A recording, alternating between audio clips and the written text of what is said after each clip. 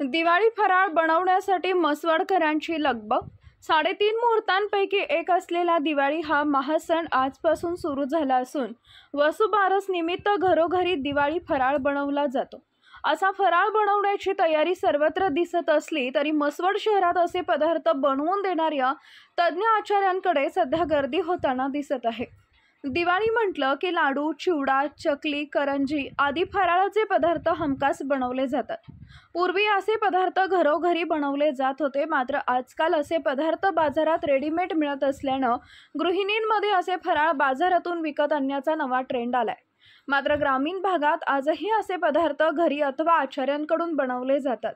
म्हसवड शहरात तर असे पदार्थ बनवून देण्यासाठी आचारी वर्गानं शहरातील यात्रा पटांगण इथं स्टॉल सुरू केले असून या ठिकाणी नागरिकांच्या मागणीनुसार फराळ बनवून दिला जात आहे।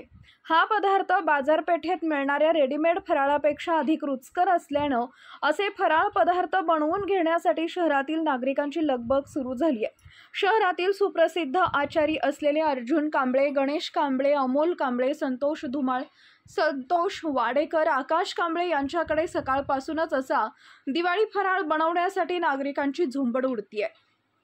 म्हसवड शहरात या व्यतिरिक्त अनेक ठिकाणी असा दिवाळी फराळ बनवण्यासाठी नागरिकांची गर्दी होताना दिसत आहे। प्रतिनिधी महेश कांबळेसह नागनाथ डोंबे, राजोग, 79 न्यूज, म्हसवड।